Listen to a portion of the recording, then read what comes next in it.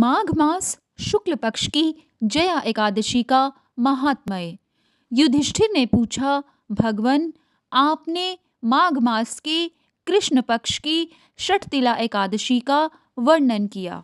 अब कृपा करके यह बताइए कि शुक्ल पक्ष में कौन सी एकादशी होती है, उसकी विधि क्या है तथा उसमें किस देवता का पूजन किया जाता है।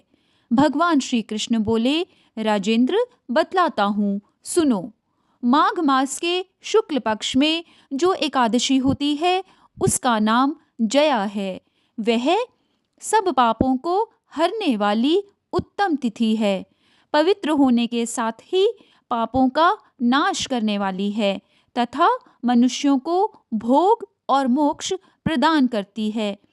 इतना ही नहीं, वह ब्रह्म हत्या जैसे पाप तथा पिशाचत्व का भी विनाश करने वाली है। इसका व्रत करने पर मनुष्यों को कभी प्रेत योनि में नहीं जाना पड़ता। इसलिए राजन, प्रयत्न पूर्वक जया नाम की एकादशी का व्रत करना चाहिए। एक समय की बात है, स्वर्गलोक में देवराज इंद्र राज्य करते थे। देवगण पारिजात वृक्षों से भरे हुए नंदनवन में अप्सराओं के साथ विहार कर रहे थे। 50 करोड़ गंधर्वों के नायक देवराज इंद्र ने स्वेच्छानुसार वन में विहार करते हुए बड़े हर्ष के साथ नृत्य का आयोजन किया। उसमें गंधर्व गान कर रहे थे, जिनमें पुष्पदंत, चित्रसेन तथा उसका पुत्र, ये 3 प्रधान थे। चित्रसेन की स्त्री का नाम मालिनी था। मालिनी से एक कन्या उत्पन्न हुई थी जो पुष्पवंती के नाम से विख्यात थी। पुष्पदंत गंधर्व के एक पुत्र था जिसको लोग माल्यवान कहते थे। माल्यवान पुष्पवंती के रूप पर अत्यंत मोहित था। ये दोनों भी इंद्र के संतोषार्थ नृत्य करने के लिए आए थे। इन दोनों का गान हो रहा था। इनके साथ अप्सराएं भी थीं।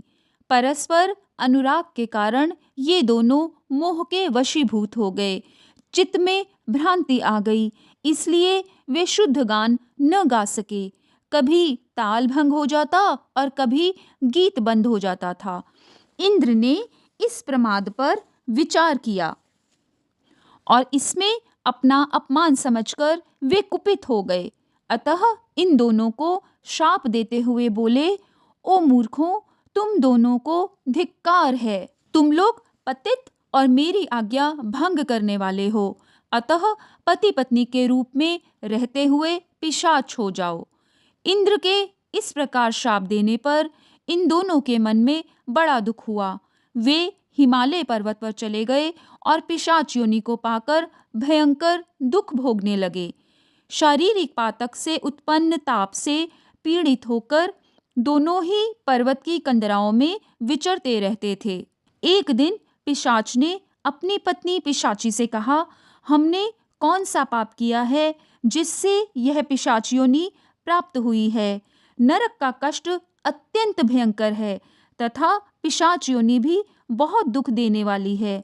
अतः पूर्ण प्रयत्न करके पाप से बचना चाहिए। इस प्रकार चिंतामग्न होकर वे दोनों दुख के कारण सूखते जा रहे थे।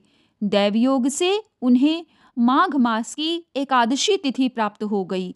जया नाम से विख्यात तिथि, जो सब तिथियों में उत्तम है, आई। उस दिन उन दोनों ने सब प्रकार के आहार त्याग दिए, जलपान तक नहीं किया, किसी जीव की हिंसा नहीं की, यहाँ तक कि फल भी नहीं खाया।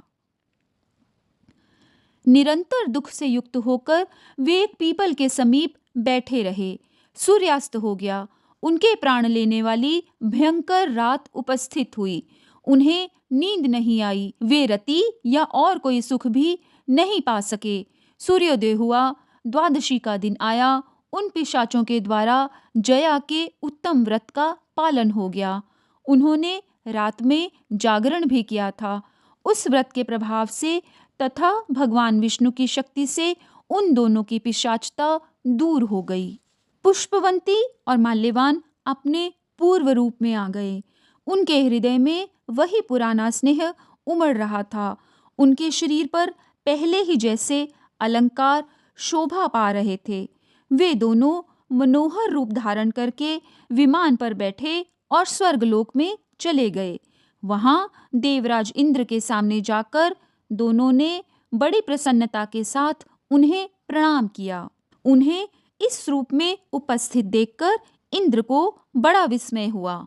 उन्होंने पूछा, बताओ, किस पुण्य के प्रभाव से तुम दोनों का पिशाचत्व दूर हुआ है?